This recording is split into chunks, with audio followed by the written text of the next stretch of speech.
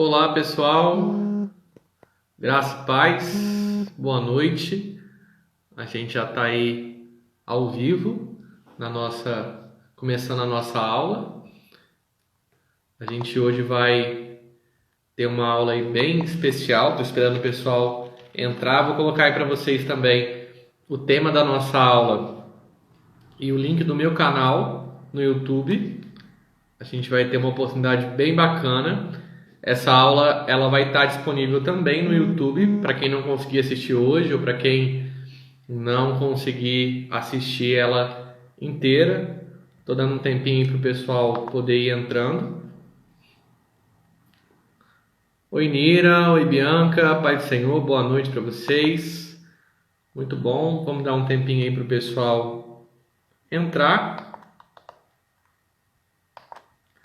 Eu vou mandar aí para vocês colocar para vocês já o link do canal, o tema da nossa aula. Enquanto isso eu vou dando uns minutinhos para o pessoal entrar.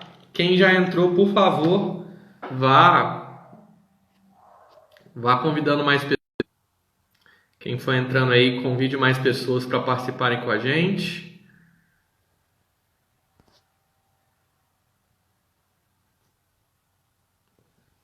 Vai enviando aí a live pelo aviãozinho.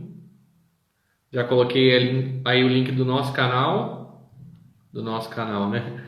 Nossa, parece que eu sou várias pessoas, mas já coloquei o link do meu canal. Hoje nós vamos falar sobre os nomes de Deus e os seus atributos. Estou dando mais uns 5 minutinhos para o pessoal entrar.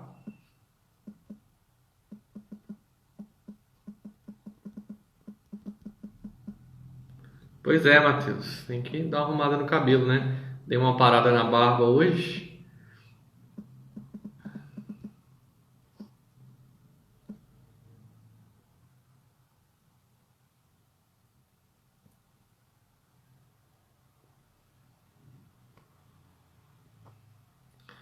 Acabei de descobrir que quando eu fixo um comentário, eu tenho que tirar o outro. Então não dá para deixar as duas coisas juntos.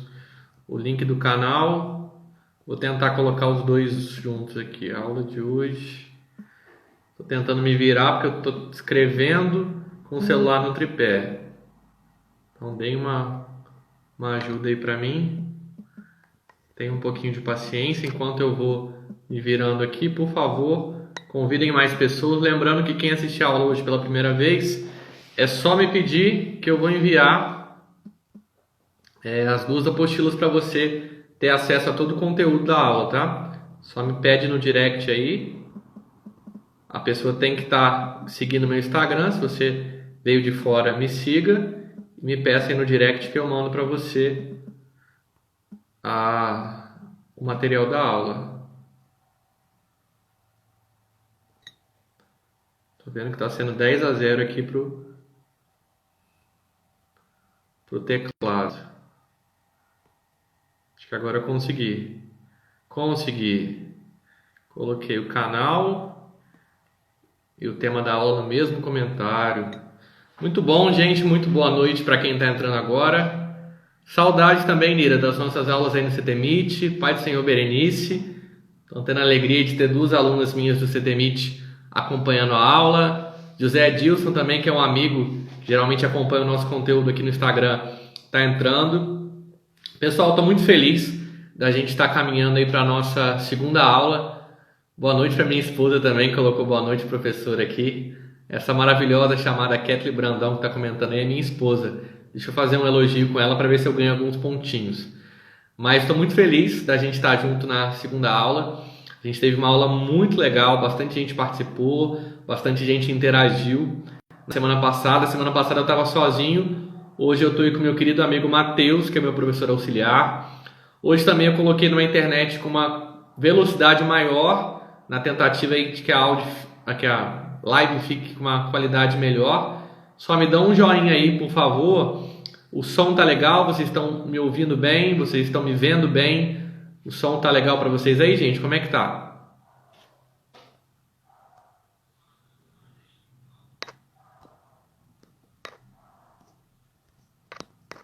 Me falem como é que tá o som aí, por favor. Tá ótimo? Que bom. Que bom, gente. Bom, a gente falou um pouquinho na aula passada sobre o que é teologia e nós falamos de alguns atributos de Deus de uma maneira bem sucinta, que tratam do ser de Deus, né?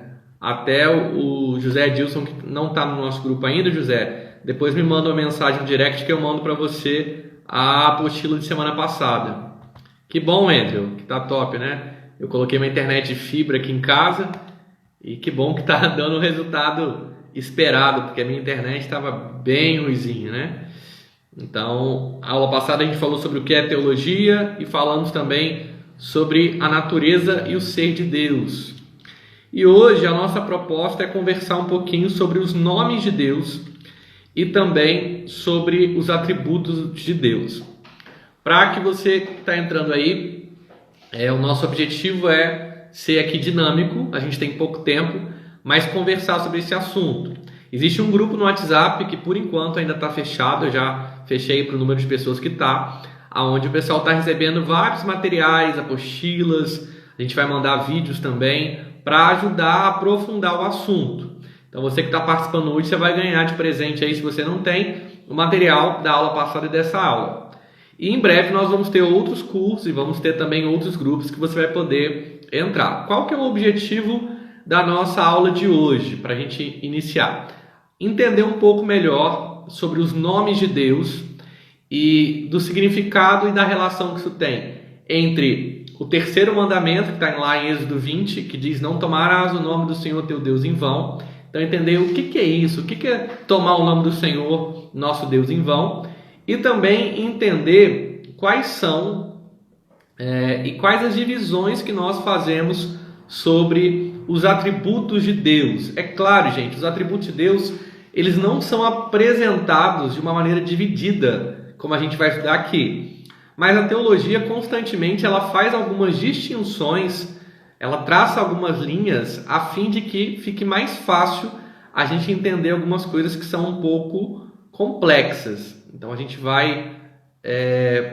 O José está perguntando se eu li o livro sobre o conhecimento do santo, do A.W. Tozer. Esse ainda não, mas a gente usa muito aqui do A.W. Pink, que fala sobre os atributos de Deus. Bom, então a gente vai entender essas distinções que a teologia faz. Lembrando vocês que vocês podem mandar pergunta enquanto eu vou falando. No decorrer da aula, vocês vão ver que na explicação eu não vou parar muito para ler os comentários e as perguntas de vocês, mas eu tenho um professor auxiliar que está aí, que é o Matheus, que é um amigão meu, que vai anotar as perguntas de vocês e ao final da aula eu vou colocar ele na live para que ele possa então fazer as perguntas e eu vou tentar aqui humildemente responder as perguntas de vocês. Então me ajudem, não façam perguntas muito difíceis, brincadeira, podem perguntar à vontade. Então eu vou tentar aí ao final da aula responder, mas vocês podem ir comentando, eu não vou dar tanta atenção agora, mas o Matheus vai anotar e depois a gente trata das perguntas, ok? Como eu estava dizendo, a teologia ela faz algumas distinções e ela traça alguns limites para facilitar o nosso entendimento dos assuntos. Como o ser de Deus, os atributos de Deus, é um assunto um tanto complexo, a gente divide os atributos em duas classificações gerais e algumas outras subclassificações. Eu vou falar melhor disso depois. Tranquilo, José Dias, pode ir mandando que depois eu vou dar bastante atenção para vocês. Então a gente vai falar disso, sobre os nomes de Deus, a relação que os nomes de Deus têm com o terceiro mandamento e sobre os atributos de Deus. O que é legal a gente pensar, já entrando na nossa aula, sobre os nomes de Deus? A ideia bíblica para nome é muito diferente da ideia que nós, numa cultura brasileira ocidental, temos para nome. Alguns aqui, na verdade, como o Matheus, eu sei que já alguns aqui já são pais, já têm filhos, outros ainda não, espero que nem tão cedo, né? Tem algumas pessoas solteiras aqui, mas quando o brasileiro ele vai escolher um nome, ele não usa muitos critérios, pelo menos a maioria das pessoas. A gente escolhe os nomes pensando no nome que é bonito, no nome que é da moda, ou o nome da época, ou até porque a gente é fã de alguém que possui esse nome, né? Em épocas aí, nomes de famosos como jogadores de futebol, todo mundo coloca nome de Neymar, né? Talvez vão sair vários Bolsonaros aí, para quem é fã do Bolsonaro, para quem não é, nem pensa em colocar esse nome, mas é assim que a gente escolhe nome. Mas na Bíblia, os nomes eram tratados de maneiras diferentes. Geralmente, os nomes estavam ligados a características, então os nomes tinham um caráter mais descritivo. Os nomes não eram por acaso. Por exemplo, o nome Esaú dá a ideia de alguém que é peludo, de alguém que é cabeludo. O nome Jacó tem um significado de mentiroso. O nome Abrão tem um significado de pai. Quando Deus muda o nome de Abrão para Abraão, Abraão significa pai de multidões. Então, na Bíblia, os nomes têm mais profundidade do que na nossa cultura.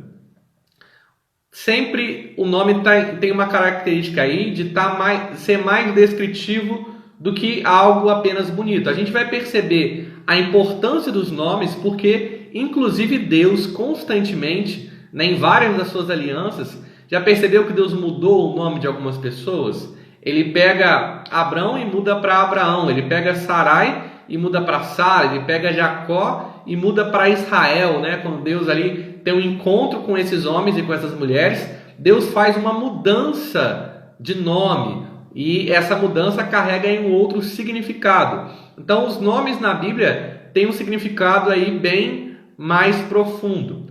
Nós já vimos na aula passada que o nosso Deus, ele é um Deus autorrevelado. O que significa isso? Ele mesmo decidiu e se revelou a nós. Pedro vai dizer que homens santos registraram a Escritura movidos pelo Espírito Santo de Deus. Eles foram impelidos, eles foram movidos e inspirados por Deus. Portanto, Deus ele se revela na Escritura com alguns nomes. E esses nomes são muito importantes para nós compreendermos alguns dos seus atributos. Ele quis se fazer conhecido aí por alguns nomes. É interessante notar também que o Antigo Testamento ele dá um valor muito grande para os nomes de Deus e para o nome de Deus em si, para o fato do nome de Deus se tornar conhecido, para o fato do nome de Deus ser engrandecido. Então, o nome de Deus na Bíblia ele tem um grande valor. Por quê? Porque os nomes de Deus são parte da sua autorrevelação. Deus se revelou por meio da obra criada, da criação do homem, daquilo que ele criou, mas ele se revelou principalmente por meio da Escritura. E na Escritura, ele impeliu homens santos que registrassem, inclusive, os seus nomes. Dentro dessa ideia de autorrevelação, eu preciso entender que, quando eu digo nome de Deus, eu estou me referindo ao próprio Deus, tal como ele se revelou, por palavras e também por atos. No centro dessa autorrevelação, a gente vê no Antigo Testamento, Deus ele se revelar por meio do nome Iavé. Eu não vou entrar aqui em descrever a questão do hebraico, porque eu estou tratando aqui entre amigos, estou ensinando teologia para amigos, e muitos não têm uma base do hebraico, né? Vocês perceberam aí, quem leu a apostila, que eu aí me esforcei bastante para tentar colocar um conteúdo que é denso, que é difícil, que requer aí ter contato, aí ter uma base, na verdade, do hebraico, do grego, na linguagem mais acessível e mais fácil possível. Então, tem uma questão de Iavé não ter vogal e tem um significado. Eu não vou entrar muito nesse pormenor não, porque a gente tem que buscar um pouco mais de recurso no hebraico. Mas Iavé é o nome autorizado. Iavé é o nome pelo qual o Senhor escolheu se revelar. Os judeus tinham tanto medo desse nome que eles geralmente se dirigiam a Deus através do nome Elohim, porque eles tinham medo de usar Iavé e através do Iavé está pecando contra o terceiro mandamento. A gente vai falar um pouquinho melhor disso daqui um pouquinho. Mas Deus ele se revelou através do nome Iavé, que significa eu sou o que sou, ou resumidamente, eu sou, que também tem significado de Senhor, aquele que é Deus, né? Os eruditos vão traduzir esse nome como Jeová. A gente vai ver esse nome traduzido como Senhor no Antigo Testamento. Mas importa saber que foi esse nome que Deus se revelou a Moisés, quando Moisés fala: Senhor, mas Quem que eu vou apresentar para o teu povo? Em nome de quem eu vou falar? E aí Deus revela a Moisés na sarça ardente, dizendo, eu sou o que sou, ou eu sou, que é o nome equivalente a Yahvé no hebraico. Eu mandei para o pessoal que está acompanhando o grupo comigo 3 apostilas do reverendo João Alves, aonde ele vai destrinchar um pouco os nomes que Deus revelou no Antigo e também no Novo Testamento.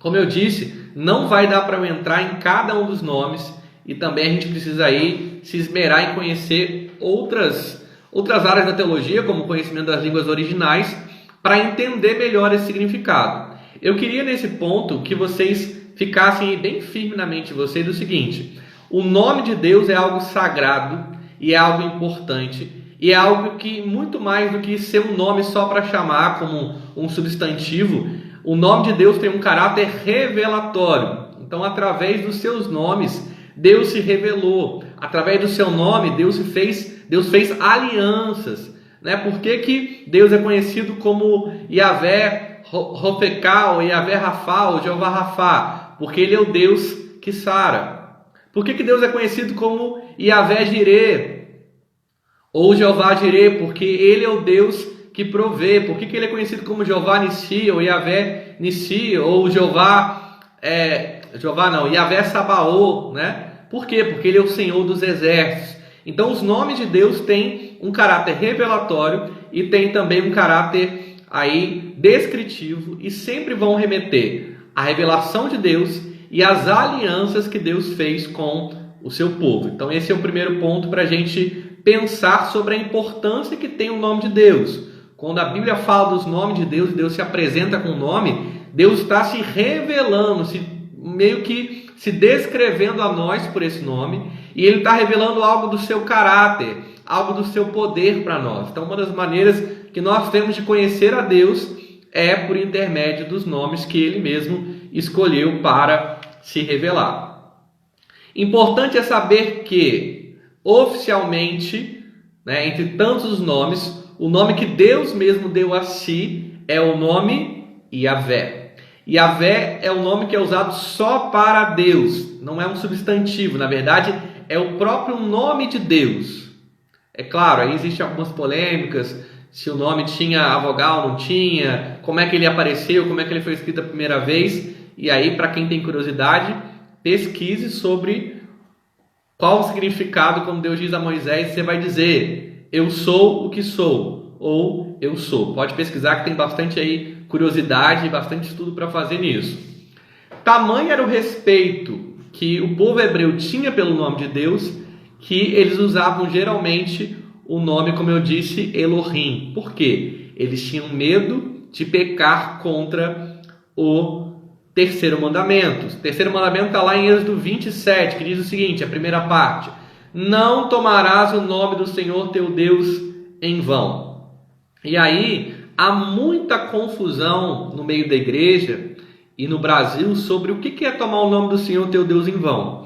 Se você, eu até coloquei isso na apostila, teve uma criação numa família católica como eu, você provavelmente ouviu da sua mãe ou da sua avó alguns puxões de orelha dizendo que você está falando demais a palavra Deus, você está usando o nome de Deus em vão. Eu lembro uma vez que a minha avó disse para mim assim, o nome de Deus não é osso para andar na boca de cachorro, não. Então, há uma ideia de que não, eu não posso falar a palavra Deus algumas vezes, que se eu repetir muitas vezes a palavra Deus, eu estou tomando o nome do Senhor em vão. Mas a ideia do terceiro mandamento, ela vai muito além de usar o substantivo Deus de uma maneira exagerada, falar muito Deus, repetir muito a palavra Deus. Até porque, no português, o substantivo Deus é uma palavra genérica, concorda comigo?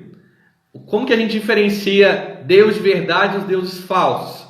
Simplesmente trocando o D minúsculo pelo D maiúsculo. Quando é Deus maiúsculo, eu estou me referindo ao único Deus verdadeiro, imutável, invisível, mais real. Quando eu uso Deus com D minúsculo, eu estou me referindo aos falsos deuses. Mas a palavra é a mesma, tanto para um quanto para outro. Então o substantivo ele é um pouco genérico, isso no português, no hebraico não, tá? mas o mandamento não está relacionado simplesmente a repetir muito esse substantivo e como se nisso eu estivesse pecando.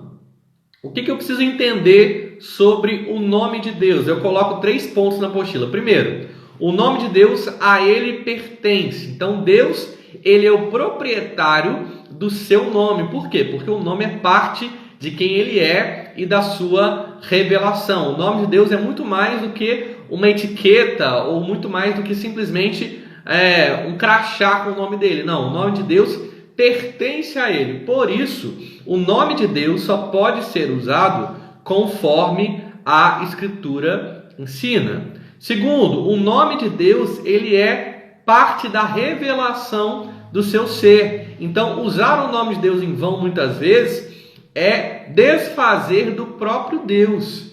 E isso, sim, é pecado. Quando eu uso o nome de Deus de uma maneira que a Bíblia não autoriza, ou quando eu uso o nome de Deus de uma maneira vulgar, de uma maneira sem temor, sem respeito, eu estou tomando o nome do Senhor em vão, né? Porque o nome dele revela parte do seu esplendor, parte da sua glória. Por isso eu preciso usar o nome de Deus com temor e reverência. Eu tenho que me lembrar diante de quem eu estou. Terceiro, o nome de Deus tem um sentido pactual. Como é que Deus fazia aliança com o povo? Ele jurava pelo seu próprio nome. É interessante isso, né? Hoje, e até foi um debate que Jesus teve com os judeus, ele vai dizer, não jurem pelo que há no céu, não jurem pelo que há na terra, porque a terra é o estrado dos pés de Deus, não jurem por Deus, né? E vai dizer lá que a palavra do crente tem que ser sim, sim, ou não, não. Então, como é que os judeus juravam? Eles juravam pelo nome de Deus, alguns muito corajosos, porque o judeu tinha muito medo, né, de pecar nesse mandamento, de usar o nome de Deus em vão, ou então juravam de uma maneira a tentar fugir do mandamento. Como é que eles fugiam do mandamento? Não vou jurar pelo nome de Deus, não. Eu vou jurar pelo céu, porque aí eu não estou pecando jurando por Deus. Ou não, eu vou jurar pela terra, né? Qual que é o problema ali? É que a palavra deles só tinha valor quando havia um juramento. E aí eles usavam o nome de Deus em vão. Eles eram mentirosos, e aí como eles eram mentirosos, na hora de falar uma verdade, como ninguém acreditava, eles tinham que jurar por alguma coisa. A Bíblia não proíbe juramento, aí até um outro assunto, eu estou fugindo um pouco do tema da aula, mas os juramentos devem ser feitos conforme a Bíblia ensina. A gente faz votos. Você faz um voto quando batiza, você faz um voto quando casa, na presença de Deus, em nome de Deus.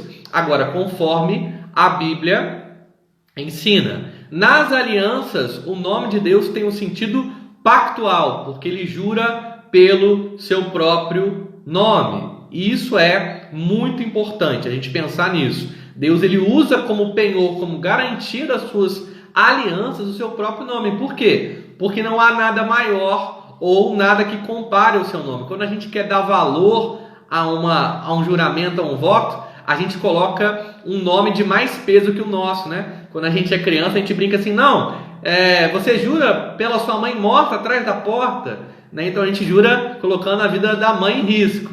Mas o que Deus poderia colocar acima dele como garantia? Não há nada acima de Deus. Então Deus jura pelo seu próprio nome. Por isso, o que eu preciso entender? Tomar o nome de Deus em vão tem relação com o quê? Primeiro, tem relação com fazer um uso desse nome que não é autorizado. Quando eu vou secularizar o nome de Deus, usar o nome de Deus, por exemplo, numa piada, eu vou usar o nome de Deus com algum modernismo que humaniza Deus. Vou falar que Deus vou acabar pecando aqui para dar exemplo para vocês, né? Mas Deus é meu brother, Deus é meu parça. As pessoas têm banalizado o nome de Deus, né? Hoje o nome de Deus está aí em para-choque de caminhão, está em camiseta, e não tem um problema, desde que eu tenha a devida reverência e que eu não esteja secularizando o nome de Deus, tratando a Deus como meu coleguinha. Deus não é meu coleguinha, né? A Xuxa dizia assim, eu estou muito bem com o cara lá de cima. Deus não é o cara lá de cima. Deus não é um cara, Deus é Deus. Ele está acima de tudo, ele está acima de todos. Então eu uso o nome de Deus de maneira não autorizada quando eu secularizo o nome de Deus, quando eu uso algum modernismo, quando eu uso o nome de Deus de maneira desonrosa, eu estou usando o nome de Deus para mentir, eu estou usando o nome de Deus numa coisa boba, supérflua, eu estou usando o nome de Deus em vão, porque o nome de Deus não é para ser usado dessa maneira. Ou quando eu também prego algo que é contrário às Escrituras, eu uso o nome de Deus para dizer algo que Deus não disse, eu estou usando o nome de Deus em vão. A gente precisa lembrar com clareza, e eu quis destacar na apostila, que nós que somos cristãos, nós somos o povo que carrega o nome de Deus. Então, se a minha conduta é motivo de escândalo ou desonra, eu estou tomando o nome de Deus em vão. Então, quando eu me digo cristão, quando eu me digo povo de Deus, e eu vivo uma vida contrária à palavra, eu estou tomando o nome de Deus em vão. E há uma ressalva muito importante nesse mandamento. O mandamento que está lá em Êxodo 27, a segunda parte diz: porque o Senhor não terá por inocente o que tomar o seu nome em vão. Então tem que tomar cuidado. Eu não posso fazer um uso não autorizado e eu tenho que entender que a minha vida carrega o nome de Deus. Então eu tenho que ter uma conduta de acordo com a palavra. Se eu não tenho, eu estou tomando o nome de Deus em vão. E eu vou trazer aí sobre mim consequências, ok? Se eu vivo uma vida que é motivo de escândalo ou de desonra, eu estou tomando o nome de Deus em vão. Eu coloco uma observação que eu faço que é interessante, e aí eu até mandei um texto pessoal aí defendendo a reputação de Deus, né? Eu acho que é esse o nome do texto aí do Michael Horton, eu não lembro agora certinho o nome do texto, mas eu acho que é esse mesmo, defendendo a reputação de Deus, que a gente tem que tomar muito cuidado, porque a gente cobra muito que o mundo, por exemplo, lá na Mangueira, eles estão desonrando o nome de Deus e colocando Jesus num carro alegórico. Porque lá no desfile da escola de samba tal, tem lá no Abre Alas, lá no começo, nem sei o nome que fala da primeira comissão lá da escola, um diabo batendo em Jesus. Gente, é notório que quem não teme a Deus vai desonrar o nome do Senhor. É evidente que aqueles que não conhecem o Senhor vão desonrá-los o tempo todo, entendeu? Com atitudes e com palavras. Então eu não me preocupo, apesar de me entristecer, tá, gente? Me entristece ver alguém desonrando o nome de Deus, mas não me surpreende, porque a Bíblia já nos dizia que isso ia acontecer, que os ímpios eles estão constantemente desonrando o nome de Deus. Mas me preocupa, né, o texto é guardando a reputação de Deus lá do Michael Horton. Me preocupa o seguinte: será que nós como igreja temos usado em algum momento o nome de Deus em vão? Essa é uma pergunta que nós temos que nos fazer. A gente pode cobrar os ímpios? Não, gente, a gente não pode, porque eles são ímpios, eles não conhecem a Deus, entendeu? Então eles vão fazer coisas que são pecado mesmo. Eles vão ir contra o que a palavra de Deus diz mesmo. Agora, será que a igreja, nós que nos dizemos cristãos, nós temos tomado o nome do Senhor em vão? Será que a gente fala assim, mas as escolas tiraram Deus da escola, as repartições públicas tiraram Deus lá dos seus lugares, mas será que nós não temos também tomado o nome do nosso Deus em vão? Essa é a nossa preocupação. Uma igreja que não prega a verdade da Escritura, ela está tomando o nome do Senhor em vão. Então, quando eu prego uma teologia que é antibíblica, eu estou tomando o nome do Senhor em vão. Quando eu coloco para dentro da igreja pecados que Deus não aprova, eu estou tomando o nome de Deus em vão. Quando eu concordo ou aprovo com o que Deus não aprova, eu estou tomando o nome do Senhor teu Deus em vão. Então eu acho que é tempo da gente orar pela Mangueira, orar pelas pessoas, igual teve um cara que disse, Jesus é travesti, nossa, que desonra o nome de Deus. Gente, o nome de Deus é desonrado e blasfemado pelos ímpios o tempo todo. Agora, a nossa preocupação é, eu como igreja não posso desonrar ou blasfemar contra o nome de Deus. Uma definição que eu coloquei que eu acho que é importante também, a definição do que é heresia, do que é blasfêmia e do que é erro.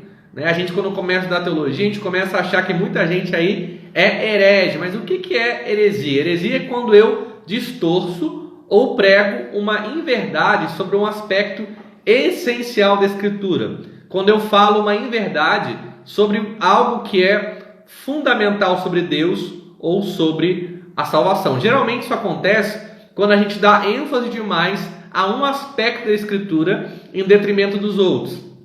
Por exemplo, quando eu dou tanta ênfase no fato de Deus ser amor, e amor é um dos atributos de Deus, que eu me esqueço que Ele é justiça. Então eu prego só que Deus é amor, que Deus ama todo mundo, que Deus vai salvar todo mundo. Mas eu deixo de lado que Deus é justiça e que Deus é ira. Então eu ressaltei demais um aspecto de Deus. O que eu acabei fazendo? Cometendo uma heresia. Ou quando, por exemplo, algumas seitas vão dizer que Jesus não é Deus. Por exemplo, esse é o caso dos testemunhas de Jeová, eles negam que Cristo é Deus. Ou quando eu vou dizer que Jesus não assumiu uma forma humana, ele não teve corpo de carne e osso. A Bíblia fala que ele assumiu uma forma humana. E isso é fundamental para a salvação, porque ele encarna e morreu pelos nossos pecados. Aí eu cometo uma heresia, né? Eu dei o exemplo aí dos testemunhas de Jeová. Heresia, gente, infelizmente, é quem se diz crente, quem se diz conhecer a Bíblia, é que comete. O que é blasfêmia? É qualquer ofensa ou ataque que se faz contra Deus. Graças a Deus, Deus perdoa a blasfêmia.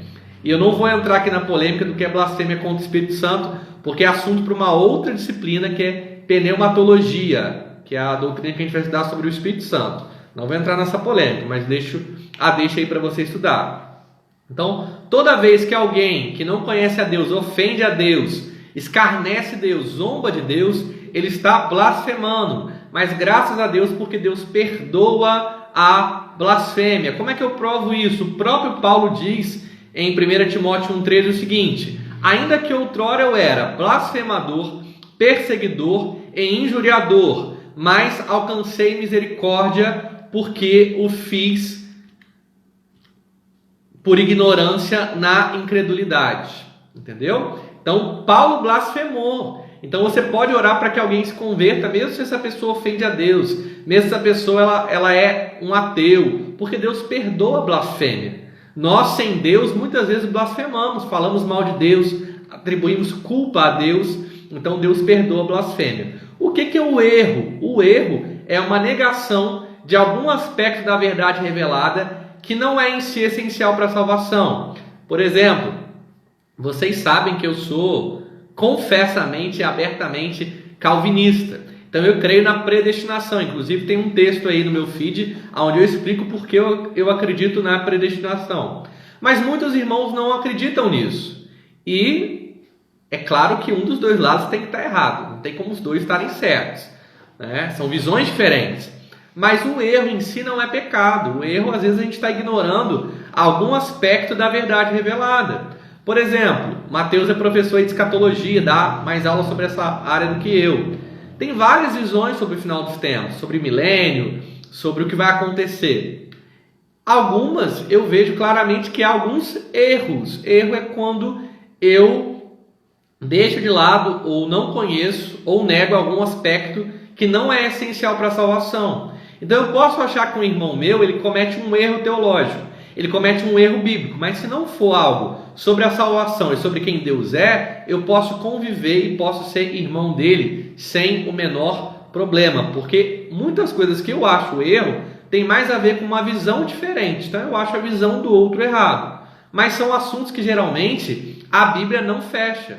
Eu sou calvinista, o Mateus que está aí, meu colega auxiliar, é arminiano, então assim, a gente convive, né? Eu vejo alguns erros na linha dele, ele vê outros na minha, mas aí são mais questões de ponto de vista.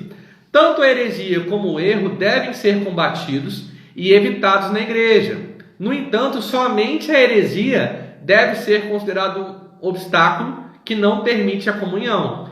Então, eu posso ter comunhão com quem pensa um pouco diferente de mim? Sim. Se ele não prega uma heresia que vai contra quem Deus é e contra o que a Bíblia ensina sobre salvação, eu posso conviver com essa pessoa.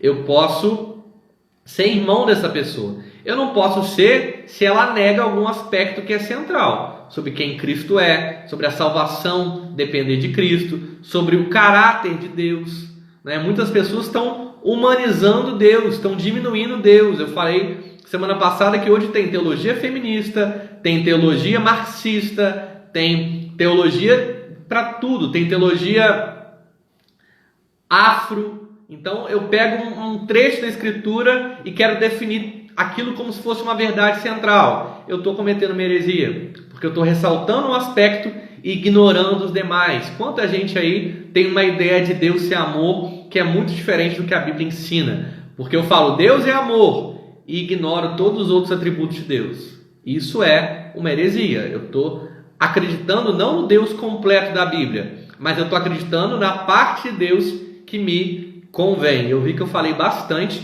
então eu vou precisar acelerar aqui. Bom, falando dos atributos de Deus, hoje eu quero só passar por alto com vocês. A gente vai dividir em linhas de estudo, tá, gente? A Bíblia não faz essa divisão, mas nós vamos fazer, a fim de estudo, dividindo os atributos de Deus em atributos incomunicáveis e atributos comunicáveis. Quando eu falo atributo, eu estou falando de qualidade de Deus que apontam para quem Ele é. Como eu disse, a gente não vai conseguir compreender a Deus em toda a sua dimensão, porque a gente é limitado. Mas, por meio aí dos atributos, a gente consegue ver essas qualidades e conhecer um pouco melhor sobre quem Deus é. O que são atributos incomunicáveis ou atributos naturais de Deus? São atributos que são exclusivos de Deus, que Deus não divide com ninguém, que o homem não possui. Por exemplo, a independência. Só Deus é independente, suficiente e não depende de nada. E isso é muito importante. Eu passei um texto para vocês do A.W. Pink, que ele fala sobre a solidão de Deus. Solidão no sentido de que ele é tão incomparável que não existe outro semelhante a ele. Então ele é totalmente independente. Tem gente que fala assim, não, Deus estava sozinho no céu, ele estava cansado, ele precisava de alguém para adorá-lo. Não, gente, Deus não precisa de nada, ele é totalmente independente. Outro atributo muito importante que só Deus tem é a imutabilidade de Deus. Deus não muda, ele é o mesmo ontem, hoje e para sempre. E isso distingue claramente Deus dos homens.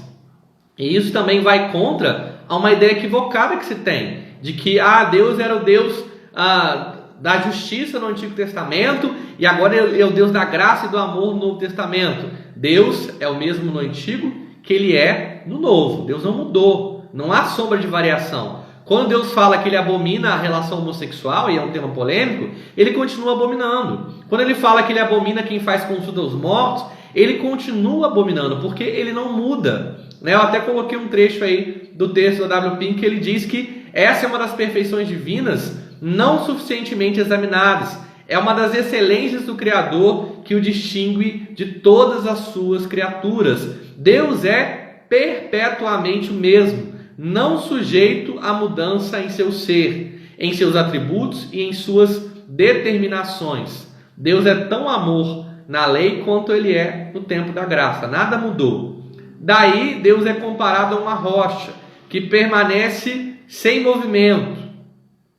Ele vai dizer também, visto que Deus não tem princípio nem fim, não pode experimentar mudança. Tiago 1,17 vai dizer o seguinte, que o Pai das luzes é aquele em que não há mudança ou sombra de variação.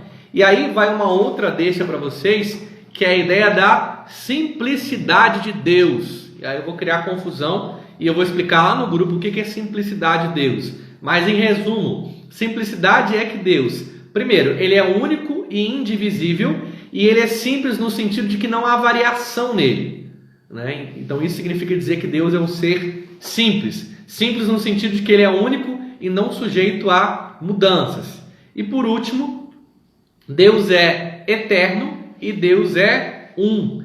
Deus não é feito ou dividido em várias partes, como a gente já falou. Isso tem a ver também com a simplicidade de Deus. Esses são os atributos de Deus que são incomunicáveis, que Deus não deu nem um pouquinho deles para a gente. O que são os atributos comunicáveis? Os atributos que Deus dividiu, Deus colocou um pouco em nós. É o significado dele ter nos criado a sua imagem e a sua semelhança. É claro, gente, nós não possuímos esses atributos no mesmo nível de Deus, Tem um outro atributo também que é incomunicável, que é o atributo da sua onipresença, né? Só Deus pode estar em todos os lugares. A onisciência também, mas no sentido de ciência, de sabedoria e de conhecimento, Deus comunicou talvez em parte um pouco do seu conhecimento conosco. Por isso que a gente não vai dizer que a onisciência é um atributo totalmente incomunicável. Então os comunicáveis são aqueles que refletem o fato de que nós fomos criados à sua imagem e à sua semelhança. Deus compartilhou um pouco deles conosco. E aí nós temos também algumas subdivisões, né? Alguns aqui vão fazer características só a Deus e outros vão fazer referência ao fato de que nós possuímos também. Por exemplo, espiritualidade. Deus é espírito.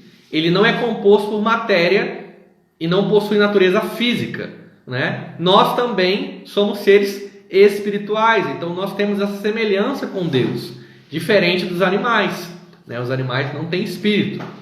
Ele vai falar aqui um outro atributo que descreve o ser de Deus. A gente já falou disso na aula passada. Deus é invisível, né? Por ser espírito, ele não tem forma física, não tem aparência humana. Os atributos mentais, o conhecimento, que também é chamado de onisciência. Deus conhece plenamente a si mesmo e todas as coisas de forma simples e eterna. Deus sabe de tudo. Deus compartilhou a onisciência com a gente? Não, mas ele compartilhou a ciência, o conhecimento. Nós somos seres dotados de conhecimento. Sabedoria, né? Deus sempre escolhe as melhores metas e os melhores meios de alcançar essas metas. Deus também compartilhou um pouco da sua sabedoria, principalmente na palavra conosco. A veracidade e a fidelidade. Isso implica que Deus é verdadeiro e que Ele é o padrão de verdade. Ele também compartilhou um pouco desse atributo com a gente. A gente em Deus pode viver a fidelidade por meio do Espírito Santo. É interessante que isso era mais presente antes da queda. A queda nos corrompeu, por isso nós precisamos nascer de novo. Os atributos morais, aqui eu vou só citar, nas próximas aulas a gente vai tratar de cada um desses atributos. Atributos morais, bondade, o amor, que eu disse para vocês que é um atributo que causa muita confusão, né? Eu coloquei uma frase aí do Dr. D.A. Carson, que ele diz o seguinte: o amor de Deus em nossa cultura tem sido expurgado de tudo que ela considera desconfortável. Então, se dizer que Deus é contra o aborto, por exemplo, assusta, porque parece que Deus não é amor, então eu tiro o fato de Deus ser a favor da vida. Se falar que Deus é contra a relação homossexual, parece que tira Deus dessa visão de amor, eu não digo que Deus é contra a relação homossexual. Então eu estou expurgando do atributo de Deus do amor tudo aquilo que eu acho que é desconfortável. E um ótimo livro é esse aqui. Depois eu mando para vocês lá a foto da capa. A Difícil Doutrina do Amor de Deus, do D.A. Carson. Livrão, vale muito a pena comprar. O amor de Deus, então, tem sido equilibrado, democratizado e, acima de tudo, sentimentalizado. Misericórdia, graça e paciência, santidade, retidão e justiça, zelo e ira, né? Deus tem ira, a gente acha que Deus é só amor. Atributos de propósito, a sua vontade. E aí, dentro da vontade tem a liberdade e a onipotência. Atributos de síntese, né? É a perfeição, a bem-aventurança, a beleza e a glória. Não se preocupem com os pormenores, que os pormenores nós vamos estudar aí nas próximas aulas. Cada seção dos atributos nós vamos falar. É interessante para a gente finalizar e partir para as perguntas, Mateus vai se preparando aí, que existe total e perfeita igualdade entre os atributos de Deus. O que significa de maneira prática? Isso significa que eu não devo pensar que Deus era amoroso e agora, no momento da história, e no outro ele era justo. Não, Deus sempre foi justo e sempre foi amoroso. Mas um atributo é mais revelado, é mais aparente numa época. Sim, mas Deus é o mesmo. Ele não deixou de ser ou passou a ser. Eu até coloquei para vocês na apostila que Deus é tanto amor no Antigo quanto no Novo e é tão justiça no Novo quanto no Antigo. Eu coloquei um gráficozinho para vocês que diz assim, como as pessoas entendem os atributos de Deus. E elas colocam amor lá em cima, bem lá em cima.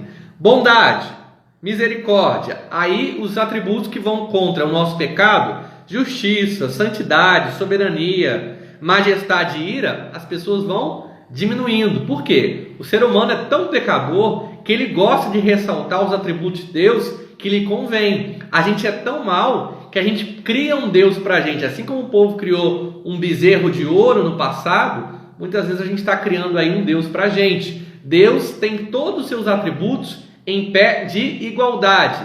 Ele é plenamente ira, plenamente justiça, plenamente bondade, plenamente graça, plenamente soberania. Ele não se esvazia de um atributo. Os atributos estão sempre no mesmo nível. Beleza, gente? No final da apostila eu coloquei para vocês também a bibliografia que eu estou usando, né? Na apostila tem a bibliografia para vocês. Mateus, dá para você entrar aí, cara? Você está aí para fazer as perguntas do pessoal? Vou te chamar. Vou colocar o Mateus. Então eu vou tentar responder as perguntas de vocês aí o mais rápido possível. Muito bom, muito bom. Graça e paz do Senhor Jesus seja multiplicada.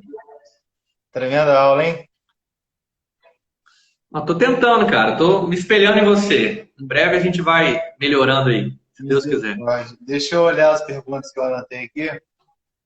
Foram 2 perguntas do José Edilson e uma da irmã Larissa.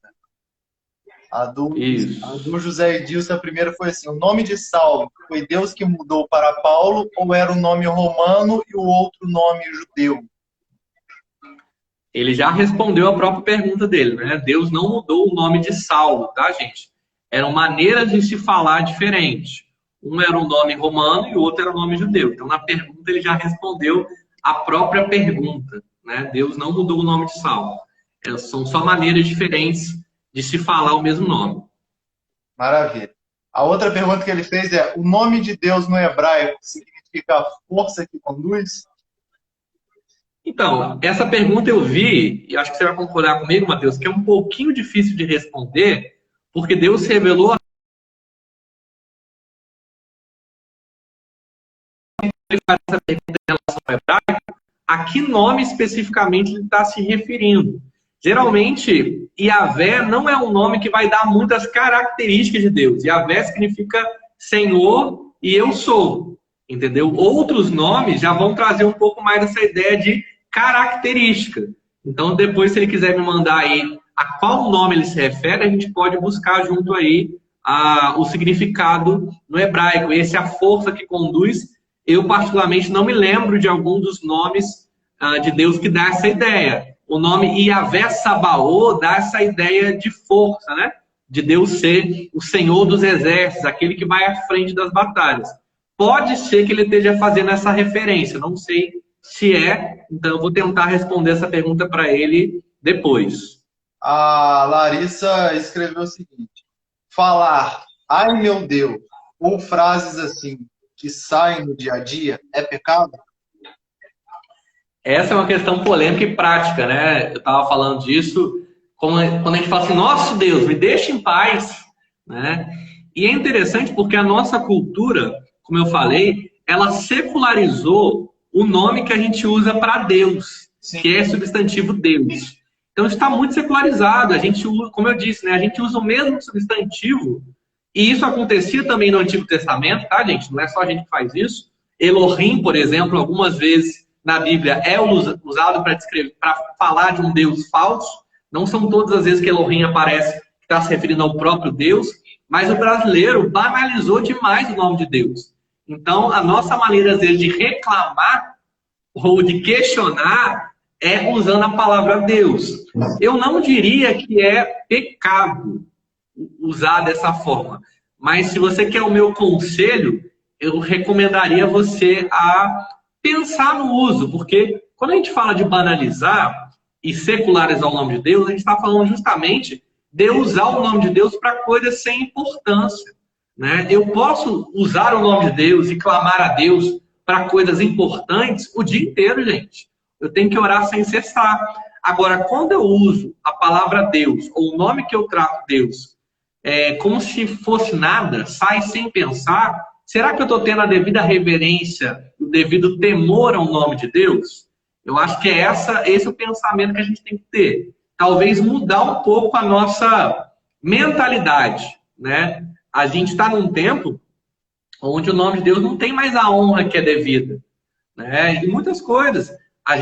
Os crentes antigos tinham essa preocupação também, né? Com o nome de Deus, de honrar o nome de Deus. Tinham até uma reverência maior com o nome, com a Bíblia, com a própria Escritura.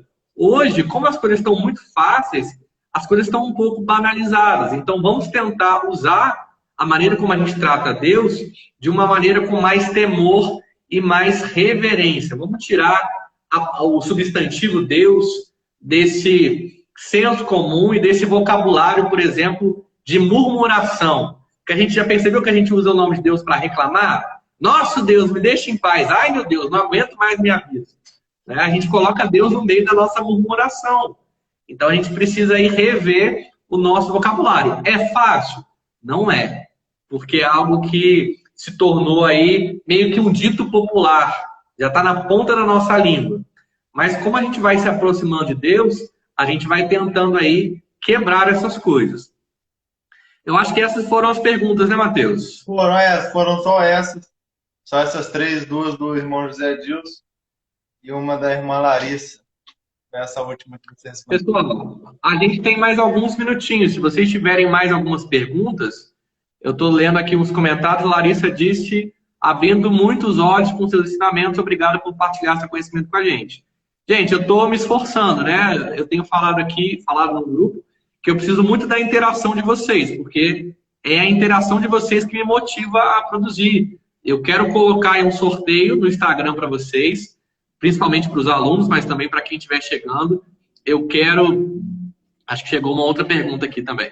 Eu quero abrir mais grupos, mas eu preciso muito de interação, porque não aqui, eu estou dizendo que eu sou o cara... Mas eu sou uma pessoa ocupada, então me gasta muito tempo, o Matheus, que é professor, sabe? Eu fiquei sexta-noite e sábado quase o dia inteiro preparando uma apostila de 8 páginas para vocês. Ah, mas é pouco texto para escrever, mas não é só escrever, né? Tem que adaptar uma linguagem que seja acessível para vocês, eu tenho que buscar referência, eu tenho que unir para que seja coeso. A Pati perguntou, você falou sobre blasfêmia.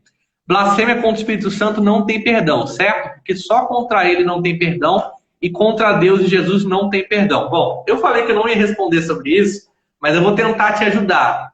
Essa questão da blasfêmia contra o Espírito Santo a gente vai tratar muito mais quando a gente vai falar da hamartiologia, que é a da teologia que fala mais especificamente sobre o pecado, e também na pneumatologia, que é a doutrina do Espírito Santo. A matéria que eu estou tratando aqui é mais específica teontologia. Mas a blasfêmia contra o Espírito Santo, ela não é simplesmente uma ofensa contra o Espírito Santo. Porque se fosse o próprio Paulo, como eu citei o texto aqui, ele teria ido para o inferno, não teria sido usado por Deus. Porque ele disse que ele era blasfemador. Então a blasfêmia em si não é um pecado sem perdão. Quando a Bíblia vai tratar de blasfêmia contra o Espírito Santo, ela está tratando alguém de que está vivendo a vida inteira longe de Deus. Então ele vive uma vida para blasfemar contra Deus. Então a consequência natural dessa vida é uma vida de perdição. Então não está tratando especificamente de um pecado. Falar algo contra o Espírito Santo é blasfêmia. Não, gente, blasfêmia é qualquer ofensa contra Deus, contra a pessoa da Trindade, qualquer uma das pessoas.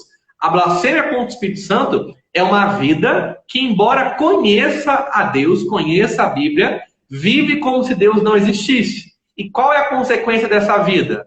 A condenação eterna. Então, isso é blasfêmia contra o Espírito Santo, ok? Então, não é uma divisão, né? A Trindade, ela não se divide. Eu devo falar de Trindade com vocês em alguma das aulas. Quando eu peco contra Deus, eu estou pecando contra as 3 pessoas da Trindade. Quando eu peco contra o Espírito Santo, eu estou pecando contra as 3 pessoas da Trindade, ok? São quantos atributos e quais comunicáveis de Deus? José perguntou, acho que vai ser a última pergunta para a live não acabar desligando na minha cara aqui. Depende muito, José Edilson, das classificações, entendeu? Eu estou usando aqui a classificação que o Wayne Grudem usa na teologia sistemática dele. Mas não vai ser um consenso entre os teólogos sistemáticos, né? A teontologia é um ramo da teologia sistemática. Alguns teólogos sistemáticos, o Berkoff, entre outros, vão usar divisões diferentes. Então, por exemplo, alguns vão unir a santidade de Deus e justiça de Deus. Outros vão separar misericórdia de graça. Então, essa classificação não tem um número exato dos atributos. Vai depender muito da abordagem do teólogo que está tratando. Talvez quando falamos, nosso Deus, estou cansada, não poderia ser um diálogo, um desabafo com Deus, por às vezes ter as intimidades, estar sempre falando com Deus? Então, Daiane, depende da maneira como eu falo. Quando eu falo isso em oração, ou falo isso em súplica, é uma coisa. O meu questionamento aqui é falar como se eu falasse qualquer outra palavra. Porque aí, quando eu faço isso, eu estou banalizando o nome de Deus. Quando eu falo, nosso Deus, me deixe em paz, eu não estou orando. Eu estou usando o nome de Deus à toa.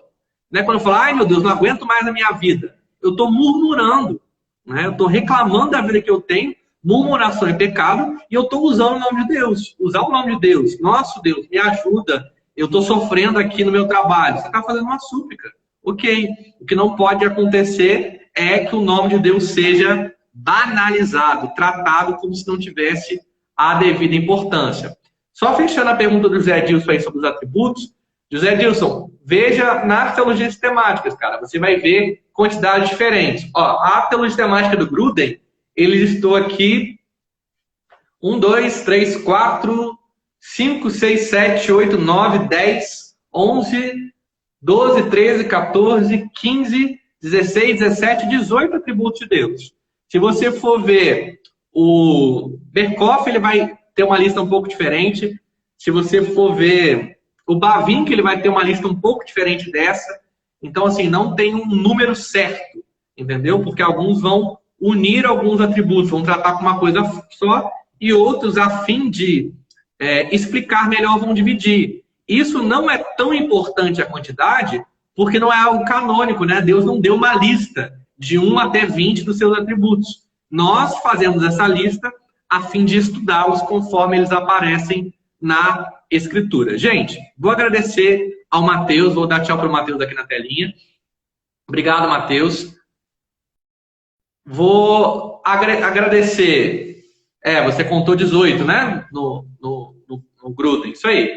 E tem outros teólogos sistemáticos que vão listar até mais. Obrigado, Matheus, aí pela participação, pelo suporte que ele me deu na aula. Obrigado a vocês por assistirem também. Espero que vocês tenham gostado da nossa aula. É curta, então eu vou deixar aí meu direct à disposição de vocês. Quem quiser mandar lá no direct, eu passo meu WhatsApp também. A gente pode conversar mais sobre esse assunto. Eu queria muito que você acompanhasse a próxima aula com a gente. Se já foi bom ter uma lista dos atributos, entender a diferença entre atributos comunicáveis e incomunicáveis, melhor ainda, vai entender como é que Deus revela através de cada um desses atributos. Então, a gente vai começar, a partir de semana que vem, a estudar por blocos esses atributos. Então, por exemplo, um atributo que eu vou falar muito com vocês, que é o fato de Deus ser amor. É um atributo que causa muita polêmica e muita confusão. A gente vai tentar destrinchar biblicamente o significado de Deus ser amor. Tá, Deus é amor, mas ele fala que ele corrige a quem ama e açoita todo aquele que ele recebe por filho. Então, o amor de Deus implica em justiça, implica às vezes em ira, implica às vezes em correção. Né? Qual é o pai que ama o filho e que não corrige? Hoje em dia não pode mais dar palmada, né? Tem lei da palmada. Mas o pai que ama corrige. Então, nós vamos falar bastante sobre isso e também sobre os atributos. Outro atributo que é muito polêmico é da soberania de Deus. O que significa Deus ser soberano? Significa que ele está no controle de tudo? Ou que ele criou as coisas e deixou para lá? Será que Deus entregou alguma coisa para o homem controlar? Porque a terra é do homem. Então, o homem que tem controle sobre a terra ou é Deus? Isso tudo nós vamos ver aí nas próximas aulas. Ok, gente? Muito obrigado. Boa noite para vocês. Deus abençoe. A live vai ficar disponível aí 24 horas aqui no Instagram. Então, você pode enviá-la para alguém. Convida essa pessoa para seguir o meu perfil para que ela possa acompanhar as próximas aulas. E ela vai estar também, hoje ainda talvez, lá no meu canal no YouTube. Você pode procurar lá, Lucas Brandão. Gente, um abração. Deus abençoe vocês e até a nossa próxima aula.